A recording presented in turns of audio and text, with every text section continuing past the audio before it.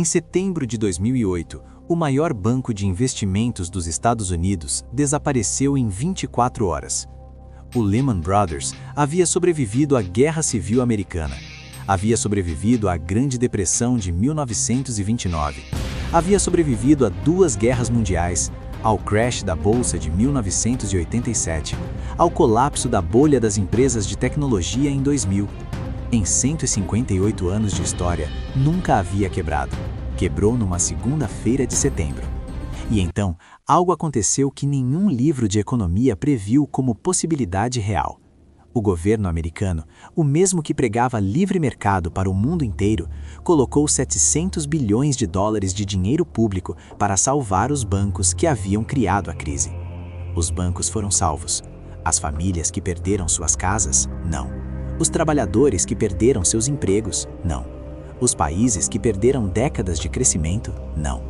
A pergunta que a história oficial raramente responde com precisão: essa foi a única saída possível ou foi uma escolha? Aqui, onde história, poder e economia se encontram, o sistema financeiro global criado em Bretton Woods em 1944 e sustentado pelo petrodólar desde 1974, entrou em 2008 no seu maior teste desde a Grande Depressão. E o que o teste revelou foi uma arquitetura que muitos economistas conheciam, poucos governos admitiam e quase nenhum cidadão compreendia. Os números são verificáveis e precisos. Entre 2000 e 2006, o mercado imobiliário americano cresceu 124%.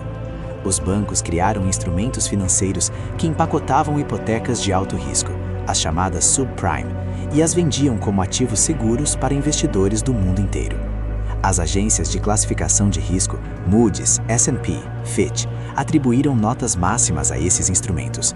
Os registros históricos mostram que essas agências eram remuneradas pelos mesmos bancos cujos produtos avaliavam. Em valores atuais, o mercado de derivativos atrelados à hipoteca subprime atingiu mais de 600 bilhões de dólares em exposição. Quando os preços dos imóveis começaram a cair em 2006, a estrutura inteira começou a desmoronar. Para entender por que 2008 foi diferente de todas as crises anteriores, é preciso entender o que os bancos haviam construído nos 30 anos que antecederam a crise.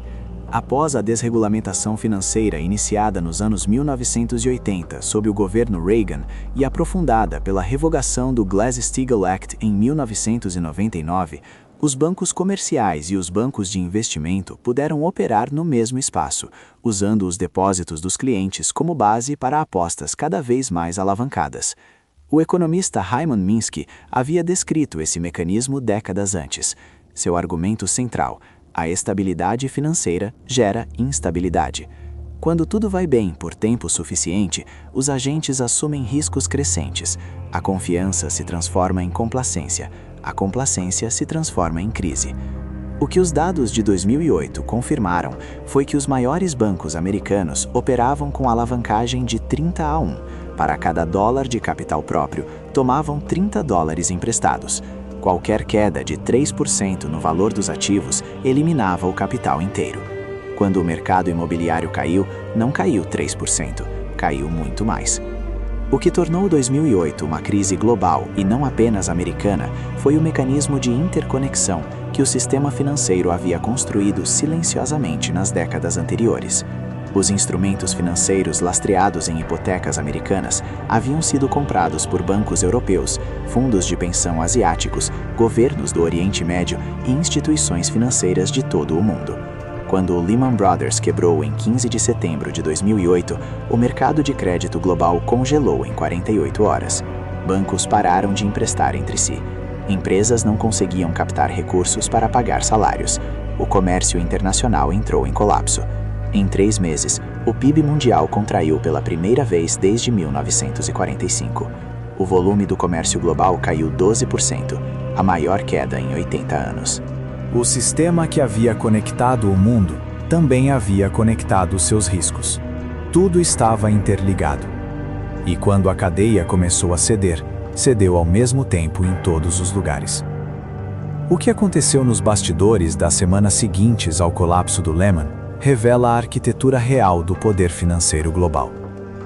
Em setembro e outubro de 2008, Os governos dos países do G7 realizaram reuniões de emergência.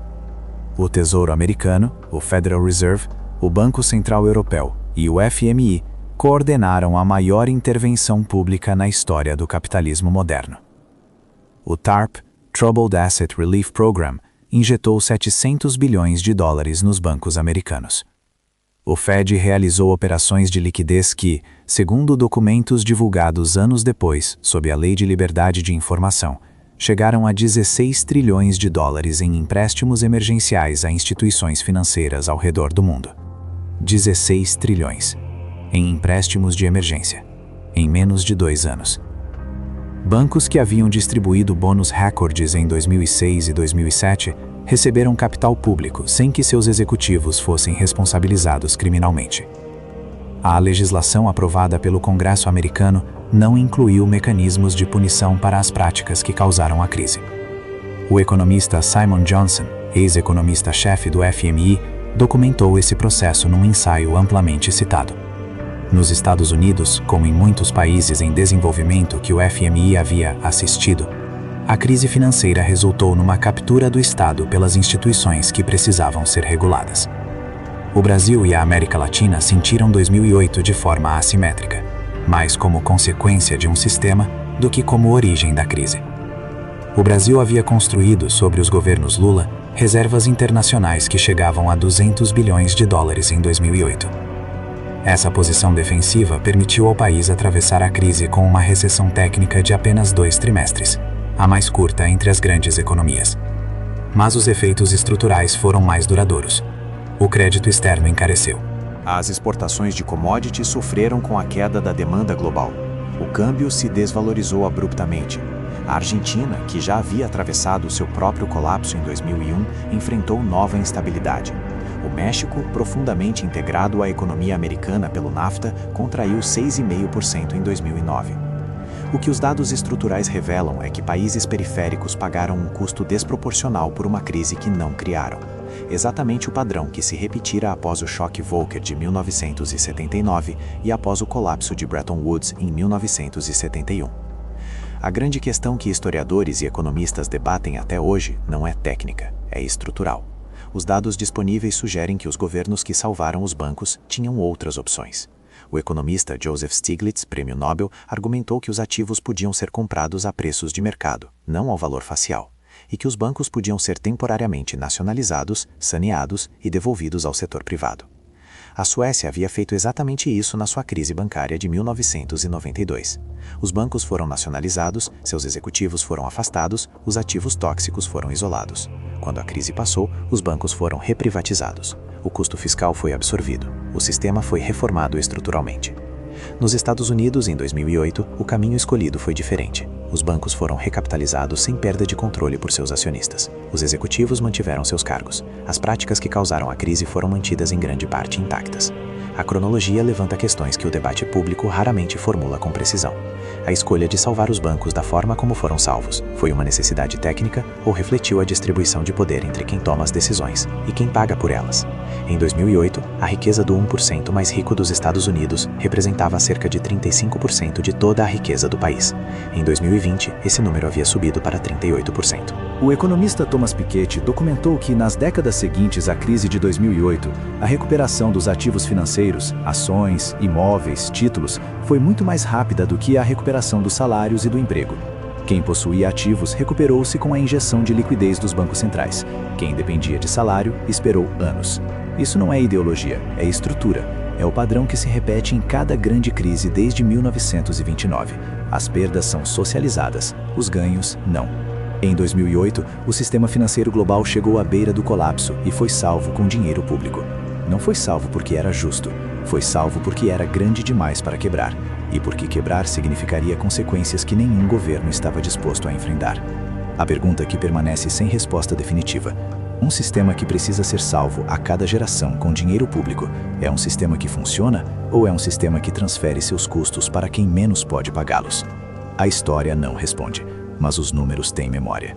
Se isso te deu uma nova perspectiva sobre como a crise de 2008 realmente funcionou, inscreva-se. A história tem as respostas. Eu te mostro onde procurar.